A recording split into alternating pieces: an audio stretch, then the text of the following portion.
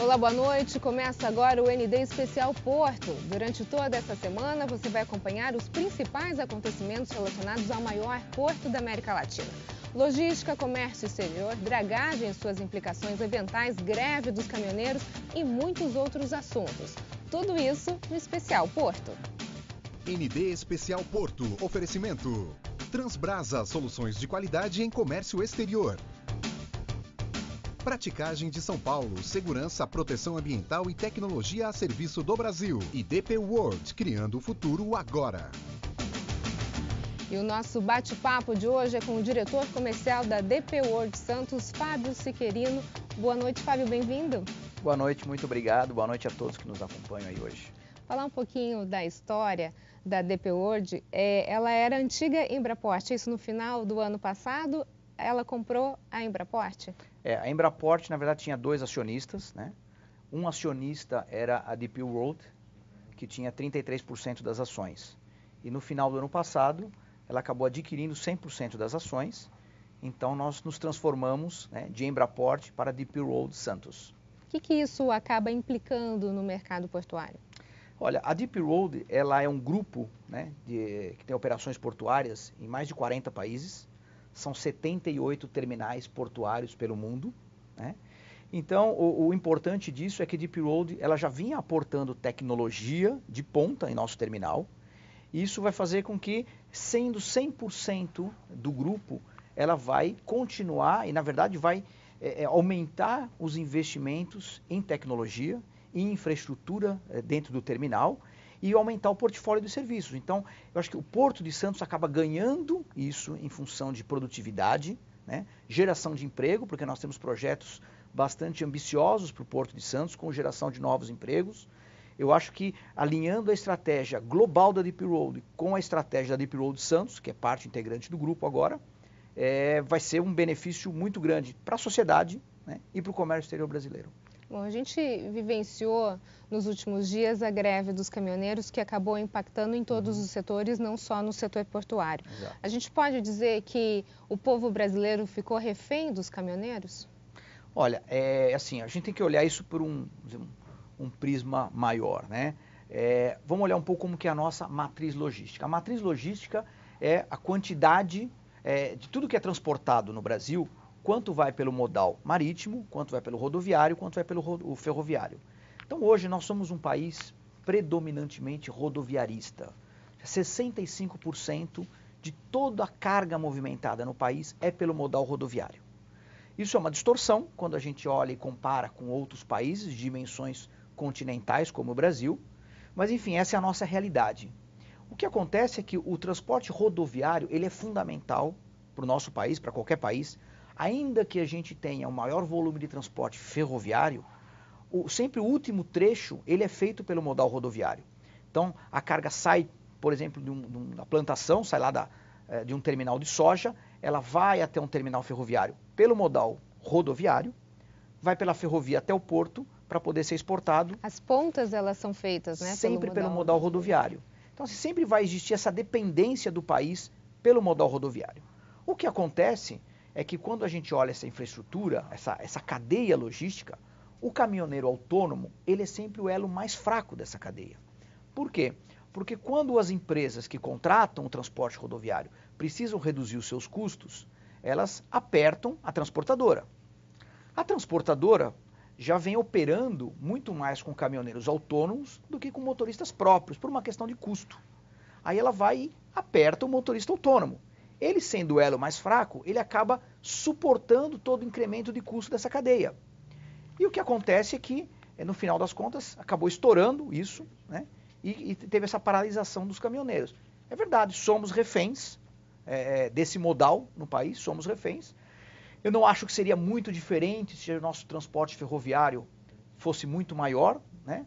Porque, como você disse, as pontas sempre serão feitas pelo modal rodoviário. Mesmo que haja, então, um investimento hoje no modal ferroviário, algo que se espera a um longo prazo, isso ainda não resolveria o problema? Não, a gente diminuiria a dependência do modal rodoviário, mas ainda seríamos dependentes do modal ferroviário, do rodoviário, perdão.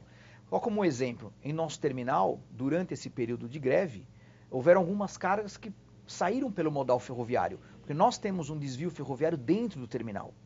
Mas elas saíram pelo modal ferroviário e foram até um terminal no interior.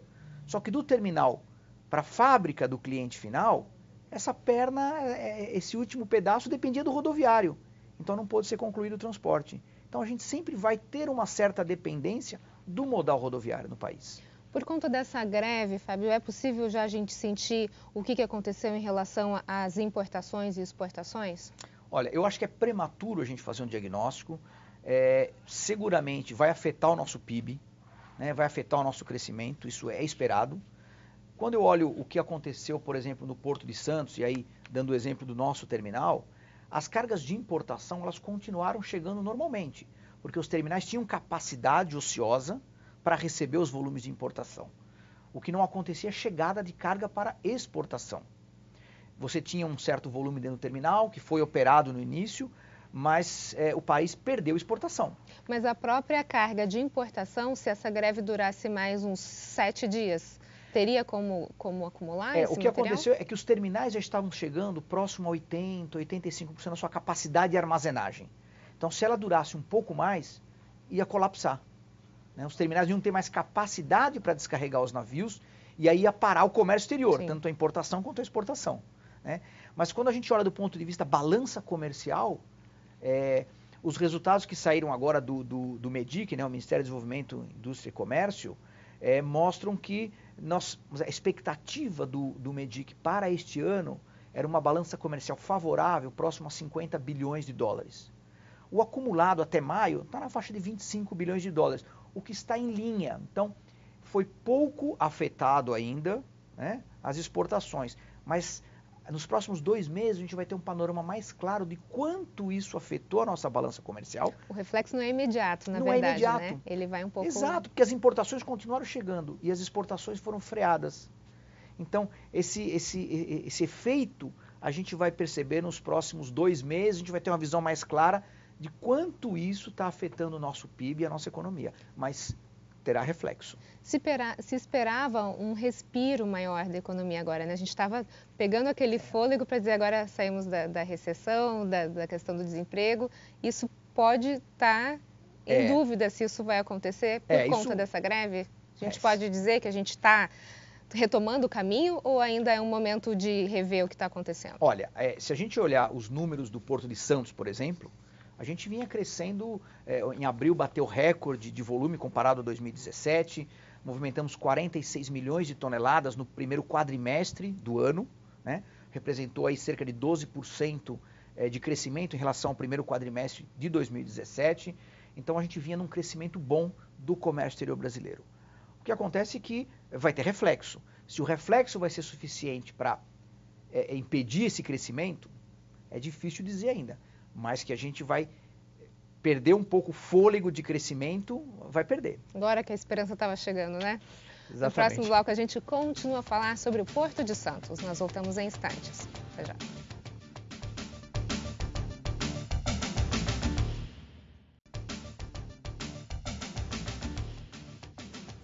O ND Especial Porto está de volta e a gente conversa hoje com o diretor comercial da DP World Santos, Fábio Siquerino. Fábio, vamos falar agora um pouquinho sobre um assunto que dói no bolso, né? Vamos falar um pouquinho sobre tributos. Okay. A questão do ISS. A Câmara de Santos ela aumentou o ISS portuário. Isso depois do setor declarar que temia os impactos no aumento. Ficou aquela briga, né, entre prefeitura e o setor portuário. Como é que você vê essa situação hoje? Olha, não tenho dúvida de que isso impactou, um aumento de mais de 66% no imposto, no ISS, foi de 3% para 5%. Agora, assim, o que acontece é que a gente está repassando isso para a cadeia. Então, no final das contas, quem vai pagar isso é o consumidor final, porque isso afeta diretamente 2% da nossa receita, isso vai ser repassado para os nossos clientes, que provavelmente vão repassar para os seus clientes até chegar lá na gôndola do supermercado. O que minha grande expectativa com relação a isso é de que esse imposto realmente gere benefícios para a sociedade, que a prefeitura consiga reverter isso em benefício dos cidadãos. Então, porque se isso de um lado a acontecer... gente tem uma prefeitura que não tem dinheiro, né? A gente tem não só a prefeitura de Santos, como várias da nossa região e do Brasil afora, a gente tem um problema de caixa nas prefeituras, nos governos dos estados, nesse sentido que está bastante complicado. Então, se espera uma receita um pouco maior, né? Agora também se espera um investimento de retorno à população. Com certeza, com certeza.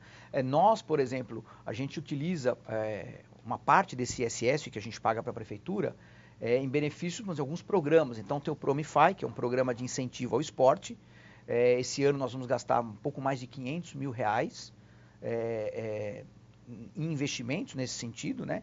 Que vai, vamos dizer, afetar mais ou menos 1.000 pessoas, pelo menos, né? Com programas de incentivo de campeonatos e torneios e outras atividades esportivas. Então é uma forma da gente reverter um pouco disso para a sociedade. E o que a gente espera realmente é que o cidadão possa ver um benefício no aumento da carga tributária. Esse é o drama de todos nós, né? Agora, um dos itens na discussão em relação ao ISS é a questão da possibilidade de causar um desemprego maior no setor portuário. O senhor acredita nisso? Olha, o que a gente tem observado é o seguinte, nós como outras empresas aqui, tem programas de investimento, de crescimento, né? Na maioria das vezes, esses novos investimentos implicam em você contratar mais mão de obra, né? Então eu vou citar um exemplo nosso, né? Nós iniciamos agora a operação de celulose no terminal. Então é um investimento novo, investimento de 700 milhões, né? E que vai gerar 230 empregos diretos. Quando a gente olha esse tipo de investimento, a gente tem que refletir muito sobre a real necessidade de eu acrescentar 230 novos integrantes ao terminal, porque isso afeta o custo, né? Afeta o custo. Então eu preciso rever, dá para eu melhorar a produtividade e contratar menos para reduzir meu custo? Porque de algum lugar isso daí tem que sair, né? Então eu acho que passa por uma reflexão maior e um detalhamento realmente da necessidade de eu gerar aquele novo emprego. As empresas vão passar. Isso realmente pode afetar a geração de novos empregos, sem dúvida. Um dos vereadores, quando votou essa questão, pensou em fazer esse aumento de forma escalonada. Ao invés de 3 para 5, ficaria em 2 anos 3,5%, depois 4,5%, até chegar aos 5%. Não foi aprovado, foi direto desse aumento de 5%. O senhor imagina que se isso fosse escalonado, os impactos para o setor portuário seriam menores? Com certeza. Os impactos, assim, se você puder escalonar qualquer aumento de custo, né, para todo mundo, se você puder escalonar isso e fazer um planejamento melhor, você consegue se estruturando para aquele aumento de custo. Agora, todas as empresas já tinham feito seus orçamentos para 2018. Né? Então, o orçamento não previa 5% de ISS. Sim. Né? E muitos contratos não previam isso. Então, você abre uma renegociação com seus clientes. Os seus clientes vão ter que repassar isso para o produto final. Então, se você consegue ter um melhor planejamento dos seus custos, você consegue adequar melhor a situação e rever os seus investimentos de uma forma mais adequada à nova realidade. Isso não aconteceu. E em relação ao IPTU, como é que ficou a cobrança do IPTU? No nosso caso, ele é um pouco diferente, Roberta, porque nós somos um terminal privado, né? E sendo um terminal privado, a terra ela é nossa. Então nós já pagamos IPTU. Então, na verdade, o IPTU ele afetou os terminais que são concessões. Porque como eles não são o dono da terra, né, normalmente é o proprietário da terra que paga o imposto sobre a terra. Então eles não pagavam. Né? Nós, como terminal privado, a gente já tinha isso. Então para nós não mudou nada. Na verdade afetou os nossos concorrentes.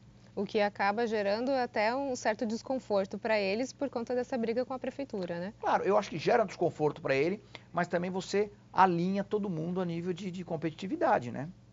Porque é uma diferença, né? Você tem um terminal que paga IPTU, outro que não paga IPTU. Enfim, assim, nós não vamos entrar no mérito dessa discussão, porque a gente já vinha pagando, então para nós não mudou nada, né? Seria bom se tirasse de todo mundo, aí era outra história. Agora, a gente sempre menciona o Porto de Santos como o principal da América Latina, enfim, o mais importante. Como é que está a estrutura dele? A gente pode dizer que ele é condizente com o título que ele leva? Não, eu acho que o Porto de Santos, como o principal porto da América Latina, ele precisa se renovar. O que vem acontecendo? Os navios lá fora estão ficando cada vez maiores, né? E nós temos uma limitação no Porto de Santos para a entrada de navios. O maior navio de container que entrou aqui no Porto de Santos tem 340 metros de comprimento. Então, o que os armadores querem fazer? Eles precisam para também melhorar os seus custos e atender a demanda do comércio brasileiro, trazer navios maiores. Hoje o navio tem capacidade para 10 mil teus. Um teu é um container equivalente a um container de 20 pés, aquele container menor, mais ou menos 6 metros de comprimento. Então, os navios têm capacidade para 10 mil desses containers. Eles querem trazer navio de 12 mil, de 14 mil. Isso vai ajudar para o produto brasileiro ser mais competitivo lá fora também. Só que nós temos limitação de comprimento para entrar esses navios, nós temos limitação de calado, que é a profundidade do canal de acesso ao porto. Então, isso começa a colocar em xeque o protagonismo do Porto de Santos como o maior porto da América Latina. Quando a gente olha o índice de competitividade global, o Brasil é o 80º, na posição 80. Então, a gente precisa investir muito mais em infraestrutura portuária. Tem um outro dado que é bastante interessante. Existe um índice que costuma se medir a infraestrutura de um país, que é o estoque de capital de infraestrutura. Como é que é medido esse índice? O que o país investe em infraestrutura, você vai somando o que ele investe todo ano, utiliza uma taxa de depreciação, porque a infraestrutura vai sendo depreciada, e você compara esse total investido ao longo dos anos com o PIB brasileiro. Então faz uma relação de um com o outro. O que é um número aceitável mundialmente? 60%. Então, do valor total do PIB anual e o valor que eu tenho de infraestrutura investida ao longo dos anos, 60%. Esse é o índice aceitável para um país, saudável para um país. Então, se a gente olhar na década de 70, início da década de 80, nós chegamos em 1983 com 58%, que era um número muito bom. O país vinha investindo por mais de 13 anos 6% do PIB em infraestrutura. Depois disso, o país passou a reduzir a quantidade de investimento. Hoje a gente investe pouco mais de 2% do PIB em infraestrutura. Então o nosso estoque de capital de infraestrutura está em 32%. De 58% para 32%. Então o Brasil precisaria investir em infraestrutura pelo menos 4,5% do PIB por 20 anos seguidos para voltar aos 60%. Tentar se recuperar, né? Então assim, quando a gente olha esse índice de competitividade global, nós estamos muito lá atrás. Portos, nós estamos na 106ª posição. Ok, no próximo bloco a gente continua a falar então sobre o Porto de Santos. Nós voltamos em instantes. Até já.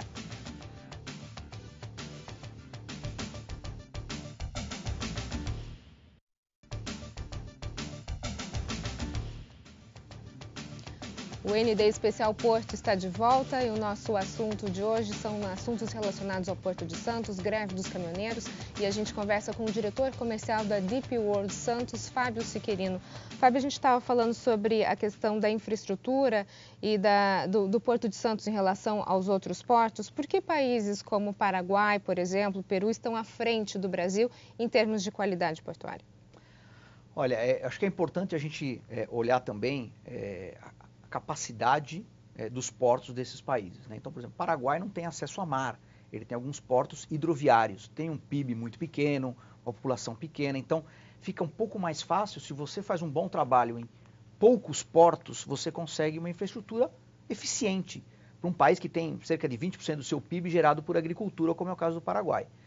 Mas você, quando olha o Brasil tem 35 portos organizados, mais de 160 ou 180 terminais privados.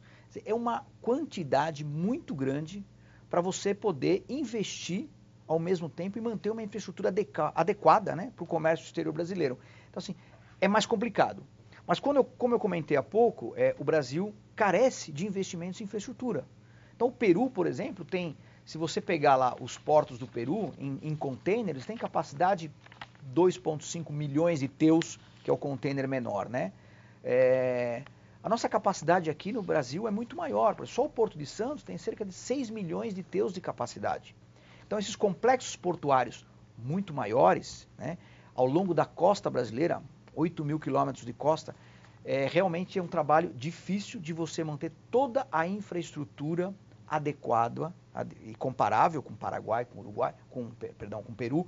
E por isso que para eles também é um pouco mais fácil. Você faz um bom investimento em 2, 3 terminais, está resolvido o seu problema. Porto, então, nós temos os problemas um pouco maiores pelas dimensões continentais do país. A gente pode dizer que a gente está vivendo uma asfixia portuária?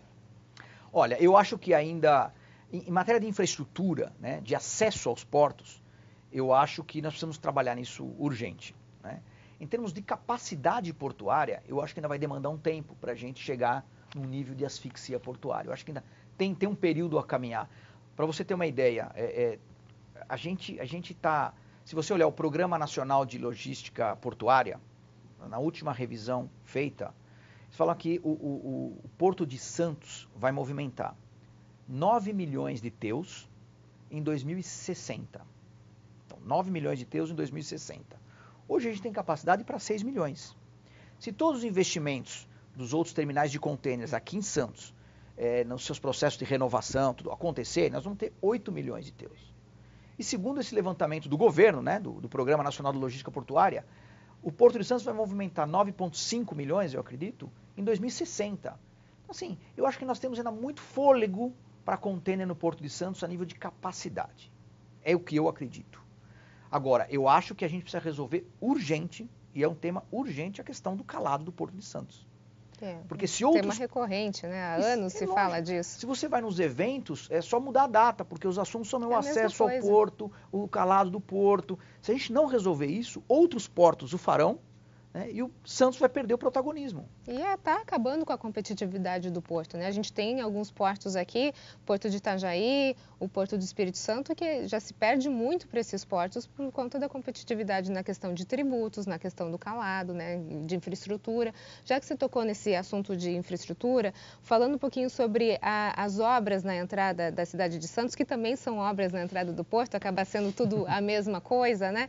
Já se fala que município já colocou a sua verba lá, já começaram as obras. O governo do estado também já anunciou. Falta a questão da União. Como é que o senhor vê isso? É uma novela que parece que não vai ter fim ou começa agora os últimos capítulos? Não, eu acho que a gente está indo para os últimos capítulos, eu realmente acredito nisso. Agora, tem um ponto importante para Porto de Santos, que é a questão da ferrovia. Nós estamos falando de ferrovia aqui.